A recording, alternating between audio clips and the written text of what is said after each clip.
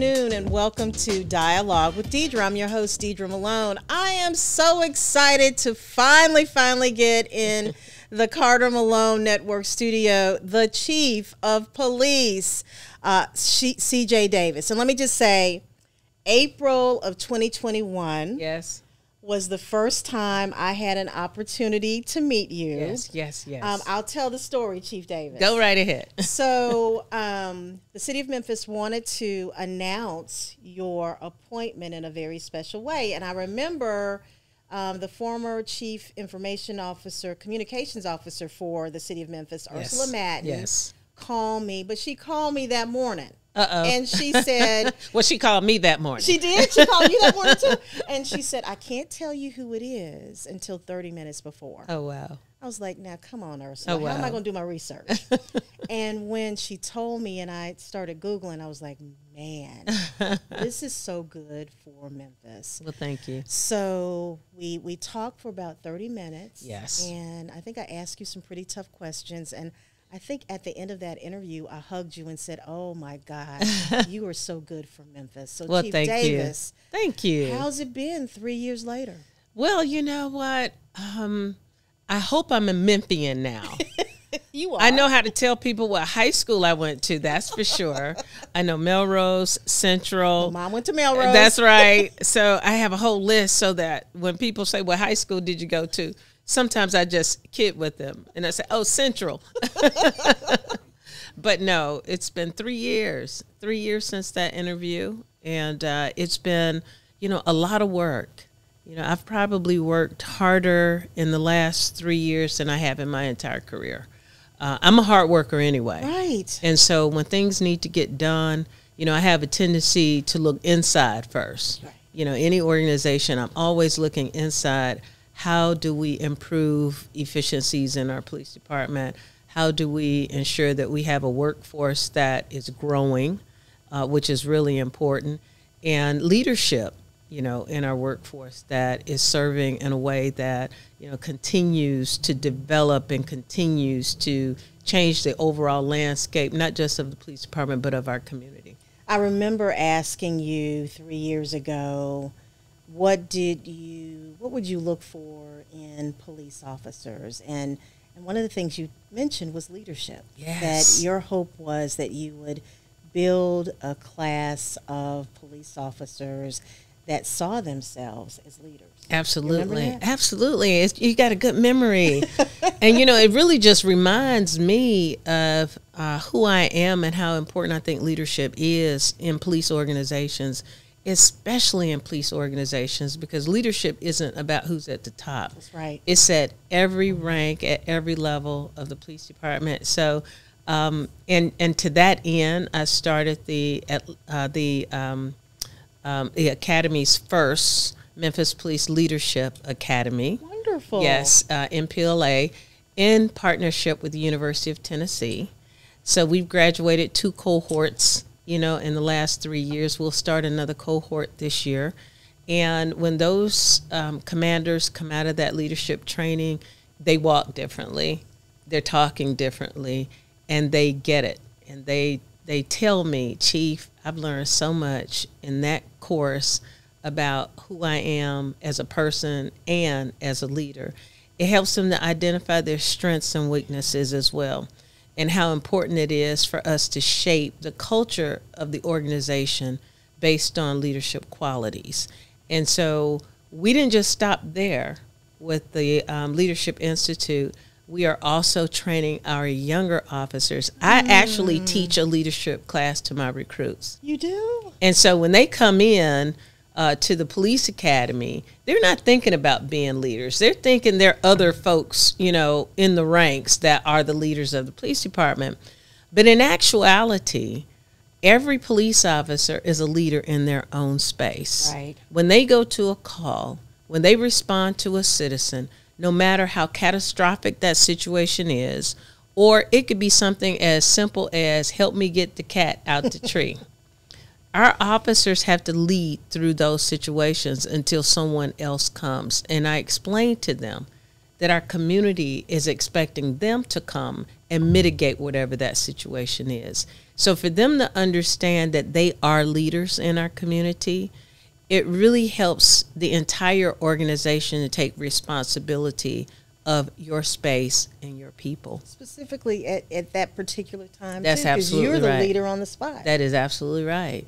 You have to direct. You have to instruct people. You have to calm people down. You have to hold that situation down until that first line supervisor arrives. I remember our conversation, and we were talking about your background, and I think your dad was in the military, Yes, right? yes. And so I think I shared with you that my father, Yes. my uncle, my brother, in law enforcement. Yes. So that structure is so important. Yes, it is. And so when you think about your department now, what are you most proud of?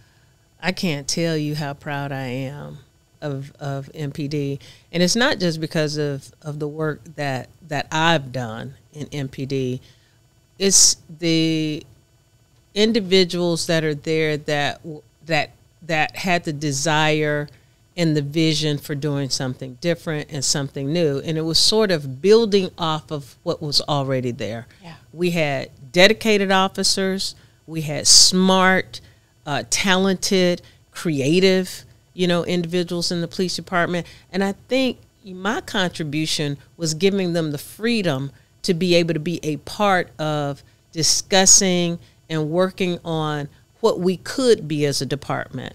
So we started getting officers and commanders involved in strategic planning. Everybody said, well, where's the plan? Where's the plan? When you have a police department and you're working on a strategic plan, it's a process. It's a process of focus groups, SWOT analysis, digging deep, looking at resources, identifying what our vision is, assigning goals, and finding champions for those goals. So in our strategic planning process, we started in 2021 with strategic planning. We have a 5-year plan. It's about 70 pages long. Some aspects of our strategic plan we can share with the public. Some aspects of it is very much the operation of the police department and how we deal with various types of crime problems. But the key to it is that there are individuals who are champions of various types of goals and initiatives that we're rolling out. As a matter of fact, in a week or so, we're doing a strategic plan sort of recalibration. It's time for us to get back together, take a look at what we said we were going to do. Did we do it? Is it working? How do we recalibrate, readjust? And what needs do we have as a police department? Are there some other opportunities? So we'll look at our SWOT analysis, look at those strengths, weaknesses, opportunities, and threats to our department and to our community, and see what it is that we need to do as a department to close those gaps and really deliver what the community is expecting. And Chief, don't you feel like when you involve your team in that process, Yes, the buy-in is so deep? It is. It's really deep. But as I tell my other leaders, and this is really important, you cannot lead by consensus. You can't. You cannot. If everybody's nodding their heads to what is happening, then you're not being a strong leader. Yeah. And sometimes change causes people to get out of their comfort zone and be uncomfortable. But the excitement for me is after we've delivered the baby and the labor pains are over, they're looking at that beautiful baby and they're saying, now I see why we did this. Now we get it. So, I'm accustomed to, being a change agent and having to help people get through the labor pains. But I say they'll be all right when the swelling goes down. Absolutely. And the baby's growing. And the baby's growing. That's right. That's right. 3 years ago, it was around the time that George Floyd incident occurred. And I remember asking you that question about that. And you coming to Memphis and the climate here in Memphis. Yes. Were you able to kind of implement any policies internally? You can't mitigate people's behavior. No, you All can't. you can do is do your best to try and lead them and show them and put policies in place. That's absolutely right. What have you worked on internally? Oh my goodness. The policy adjustments and revisions began immediately. You know, we had policies that were in place for many, many, many years that were really obsolete, you know, to 21st century policing.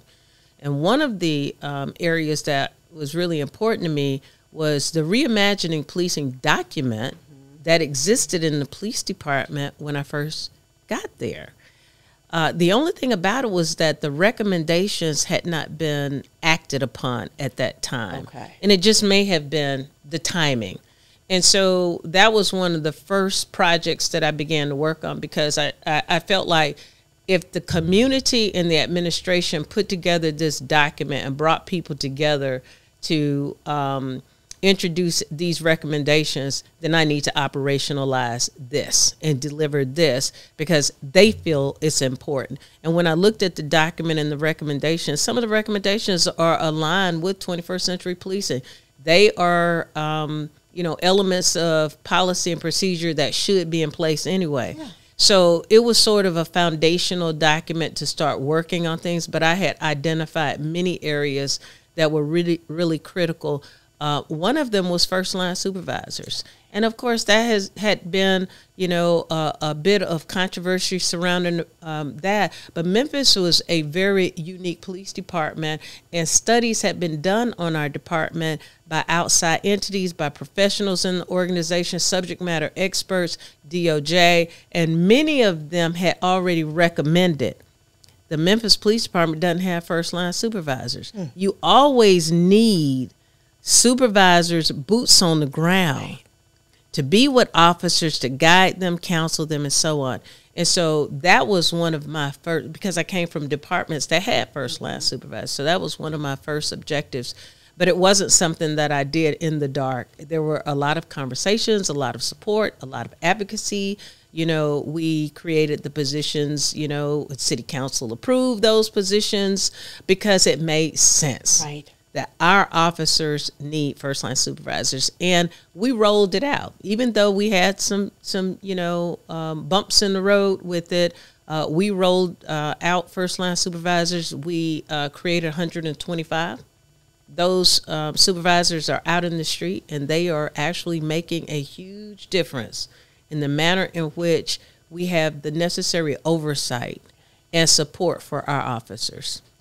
So, challenges, Chief. You've had some in the last 3 years. If you had to say, what's been your toughest challenge that you've had to overcome since becoming the chief? Yeah, I think being an outsider is probably the biggest challenge, and it was a challenge that I never expected. You know, that you know, not coming from Memphis, or you know, sometimes people think that if a person comes from another place that they can't love that city. They can't, you know, become indoctrinated to the community and love the community. I love Memphis. I've come to love the city and the potential. And I think the potential that Memphis has is what attracted me to Memphis. Right. And I had people say, Memphis is a tough town. Memphis is a tough city. The last thing in the world I would have ever thought, because I always looked at Memphis as being aligned with Atlanta. Yeah. Because I had other offers. Just a small Atlanta. That's right. Just a smaller Atlanta. But believe it or not, people don't know. I've done my research before I got here. Memphis is 3 times the size geographically than Atlanta is. Are you serious? 3 times. We're 340 square miles. Right. Atlanta is 110 square miles. Just the population. Just the population. That's it. This is a tough city to manage. And for us to have the same number of officers that smaller cities have, it speaks volumes for why we struggle. Right. With visibility, with crime, with being able to deal with traffic and all of the other demands on our police department. So, you know, for me, the challenges that came were unexpected in a sense that I knew how to be the chief. Right. That's not a problem. You know, my colleagues around the country know I know how to be a chief. But I knew that Memphis had challenges with communities that have been impoverished, just like other cities, crime issues, but I never run away from the challenge. I'm the kind of person that has always felt that I want the tough work. I don't want an easy job. An easy job for me is not fulfilling. I like helping people to envision and realize what we can be. The glass is always half full for me. I don't care how negative people are about our city sometimes. I see a city on a river. I see a city that has so many assets. We're one of the only cities in the country that have every mode of transportation. Every mode. Every mode of transportation. We sit on a river, a beautiful river. And I envision sometimes what Memphis and our riverscape and even our communities could become. Yeah. Chief, do you think that, being an outsider, yes, but also being a female leader, that part was it a challenge? And I think, outsider female, Double. Absolutely. two top challenges, because on a daily basis, I experience things sometimes that I haven't experienced in my career. Of course, being in a non-traditional role, in this industry, I've had challenges in the past. But, Memphis can be a very patriarchal community. Very. And they expect, men to be leaders. And it's mind-boggling sometimes for people to see a woman, in this role. This is a woman that's a very accomplished woman. Right. I didn't come just not knowing what you were to already do. A chief. That's right. Come on, let's just be clear about that. She was already a chief when she got Absolutely. But I think, acceptance has been a challenge. But believe it or not, the community has been overwhelmingly warm. Good. Yeah, they have. I tell you, when I go out in the community, they make me feel like I'm some kind of celebrity here in Memphis. And I'm like, I'm just the chief, y'all. It's not that big of a deal. But for the community, it is a big deal. So I've warmed up to that, especially for young people. I spend time with a lot of the young people in the community because I want them to have hope that it doesn't matter what color you are. It doesn't matter whether or not you're a male or female or other. Everybody should have an opportunity to lead in spaces that traditionally there may not have been an opportunity. So when we celebrate me being the first, I tell people I don't want to be the last. I want to make sure that we are open to women, not just in my space, but women can do anything that our men can do. So, Chief, in terms of the females in the rank and file, how do you think they feel when they see you? Oh, I'm telling you, I have some female leaders that are just amazing. Yeah. They are dynamic, just like my men are too. Absolutely. But a lot of our women were sort of hidden. We have some very talented women in our department, and what I do most of the time is I will get everybody's resumes. I want to know your history. I want to know what you've been doing in the police department, and I was surprised to see how talented, how educated, and what the contributions that have been made with a lot of our women. And, what I wanted to do was not be, favor people. Right. But give everybody an equal opportunity, an equal playing field, so that we can be a diverse police department, so that people will see that everybody has an opportunity in the Memphis Police Department. So, yeah, I move some women around. Yeah. I move some women in leadership positions, and they're doing an awesome job. I move some men around. I move some key talented men in key positions, and they're doing an awesome job. And when we take pictures, we see a tapestry of diversity. We see a picture of Memphis. We should be reflective of the community we serve. And the community, I'm sure that they enjoy seeing that. I think there's a misconception sometimes in some of our communities that are underserved and low income, that they are afraid of police. Yes. And they're not. I know. The experience that I've had and going into some of those communities and talking to some of those residents, they love the police. I know. And they want to see more of them in their communities. And they do. And I want our officers to feel and know that the community appreciates them so that they can take their guards down too. Absolutely. You know, they have to do the work and they wear their guards at the appropriate time. But what I'd like to do and continue to work on is ensuring that they understand that we have to meet the community where they are. Exactly. That's important. And sometimes it's important not to go with the uniform on. Sometimes it's important to go for them to see us as human beings. That's right. And really engage, you know, with our young people in so many different ways that we do now as human beings, as fathers, as mothers, as aunties and sisters and brothers, and really show a level of care and concern for the community that they can relate to. Chief, the Crime Commission released a survey earlier this year that basically said that overall crime is down about 14% since last year. When you're watching the news, though, you don't see that. What do you think is working? I know exactly what's working. Yeah. The work that we started 3 years ago in ensuring that everybody that's on the team, we had a rhythm that we identified. We didn't just sit down and talk about how we pull cars over. We started looking at every community and what were the specific problems in those communities.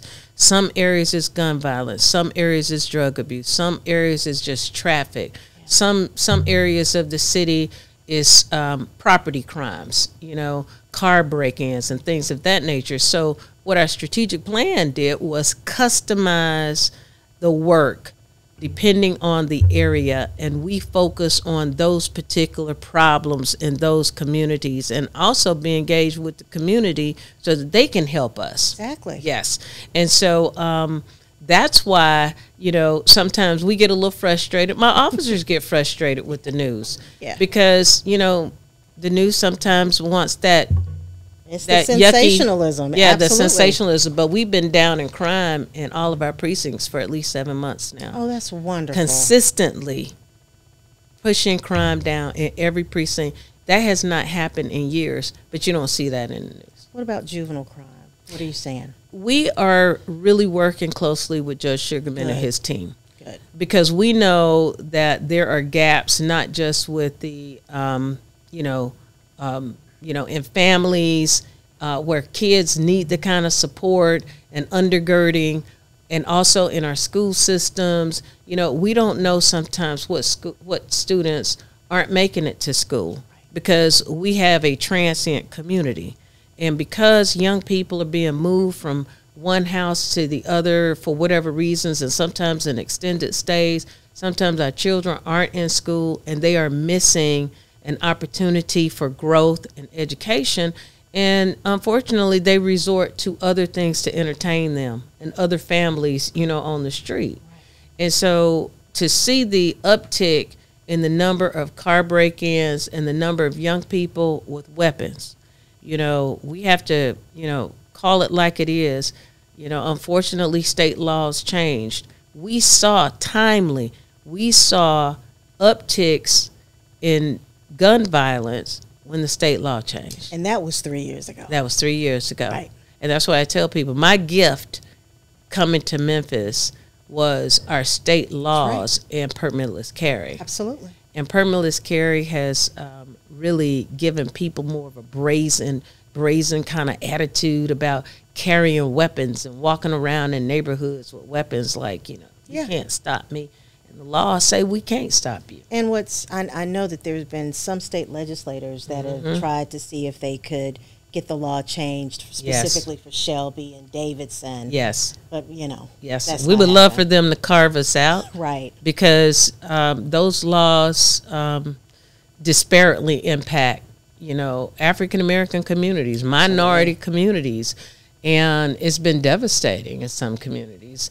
But, you know, when you look at crime and we talk about it and we say we're looking at crime from a holistic standpoint, you know, our young people aren't born criminals. That's right. So their living environment and those things that are contributors to crime are what we're trying to address too from this administration. And we received a substantial grant, a $39 million grant, and we're really wanting to use some of that funding to address some of the root causes in the zip codes that need it the most. Because we can arrest, individuals over and over again, but that is not going to stop the crime in the most impacted communities. Right. So in order for us to really impact change, we really have to look at after-school programs, mentoring programs. We're working with our clergy. We're using a substantial amount of that grant to literally mobilize our religious institutions so that they can be a part of reaching individuals that need that level of support, not just one-time support, not just basketball at midnight, but sustainable types of relationships where we're helping young people have, hope and other alternatives in life. That's wonderful. And that's an incredible opportunity and a great deal of money. And and I know you're going to monitor Oh, yes. the success. There won't be news articles about that. That's for sure. Exactly. So yes. That's so exciting. Yes. So Chief, I got to ask you about this. Mayor Young wants you to stay in Memphis, and we want you to stay in Memphis. He's advocated for you to have your reappointment. Yes. To take that interim title off of your title, which doesn't make any sense to me. But yeah. What are you hoping that the city council sees as he brings it back up to them at some point? Well, first of all, I hope they really examine the work that I've done, here, and the passion that I have had, for this city. And I would think that any city would want their chief to not just come in and, take a job because it's an opportunity, but because you actually have a love for the work and a vision for doing things differently. And, as we look at the city of Memphis and think about the potential that we have here, I hope they really take under consideration the fact that, I have come to love the city. We are residents here in Memphis, and my husband has become very involved. He's got his own crew now. Good. Some really good people that support us and love on us. And, like I said, I would hope that they see that the work I've done and the changes. I have not made a change in the Memphis Police Department or any initiative that has not set the department on a better course. Community engagement, making sure that our officers are trained appropriately, making sure that we have equipment that they need, making sure that they have the educational incentives that they need. And really from a recruiting standpoint, helping our community see that we want you to be part of the Memphis Police Department. So we have focused on homegrown individuals, even though we have, people that are interested in coming to the city, from the outside, our recruitment efforts, we've broken records. We have broken records in recruiting, and that's because we're doing things differently, and we're trying to attract not just people, but families. Yes. When you attract an officer, you've got to attract his wife or her husband and the family, and helping to sell the city to increase and create a better place for public safety here in the city of Memphis. So, I hope people always see my heart before they see anything else. And I tell people, I don't shoot from the hip. I shoot from the heart. I love it. And I try to be patient and responsive to the requests. I respect our council. Yeah. I've always had a good relationship with council members in the past, and I understand how important their work is too. So, with that said, I know that they have the city's best interests at heart. Yes. Yes. So Chief, before we wrap up, I have like 3 questions to ask you, and they're fun. Okay. I like for people to get to know the guests on my show. So what's your favorite movie? Ooh. Ooh, that's a good one. I'm going to tell you my favorite movie is the same movie, and I've said it for years, and I've seen it 7 times. Legends of the Fall. It's beautiful. It's a beautiful movie. Yes. It's a beautiful movie because it really shows tragedy, adversity, family, how important family is, the commitment and dedication that families have to each other, even through crisis. You know, a dedication to community. Yeah. You know, so I always highly recommend Legends of the Fall. That's a beautiful one. Shantae Avant was on the show and we were laughing. Ramon remembers this. She said Gladiator. I said, me too. I like Gladiator as well. What's your favorite food? Ooh, I'm a seafood lover. You know, but believe it or not, since I've been in Memphis, I hardly ever eat meat. I have eaten more lamb chops in Memphis and more ribs, and I had to stop. I gained 8 pounds in my first 8 months in Memphis, and then I had to just shut it down because, and I normally didn't eat a lot, but it's so tempting, and Memphis has such a culinary art when it comes to different types of food. I never had deep fried corn on the cob. Battered deep fried corn. Who does that? Well, and fried Oreos. But it was so good. No, I haven't had that Me yet. either. Okay, last but not least, who is your favorite music artist? Ooh. You know, I have such admiration for the late Whitney Houston. Yeah, a beautiful voice, and one that just has a tendency to, in her music, to just reach the soul, because she sang from the soul. And you know, and I'm an R&B lover anyway. Of course, Frankie Beverly and Mays is always a favorite of mine, you know, on weekends. But you know, here in Memphis, I've gotten an appreciation for the blues. Oh yes. You know, sometimes I literally sneak into BB King's and people don't even know it's me. I'll put on a baseball hat. I'll go upstairs and eat a Ena Beta, get me some lamb chops, and then slip downstairs. And especially if I have guests in town, that's my spot. Where you can find us just kind of hanging out. You see the lady with the baseball hat on. And that's the Chief. That would be me. And so Chief, right next door to us is a music studio. And so we see all of the, you know, rappers that come through and artists that come through. And we just love Memphis and Memphis. I'm telling you, Memphis has just a wonderful history, you know, of music. And even the Elvis Presley movie, I said, wow, we really should have celebrated that movie a little bit more here in town. Because the young man, such Austin a great Baker, movie. I think that he did such a fabulous job. He did. It made me proud to be in Memphis. Yes, it did. Yeah. Chief, thank you so much for coming on Thank Dialogue you, with Deidre. Deidre. And you can come back anytime and talk about any of the programs that you have going on with the police department. I'm so grateful that you finally were able to sit down in the studio with me. Thank you, and happy anniversary. Thank you. 3 years. Thank you. Happy anniversary to us. Thank you. 3 That's years. right. That's right. Okay, thank you so much for watching Dialogue with Deidre. I'm your host, Deidre Malone. We'll see you next Friday.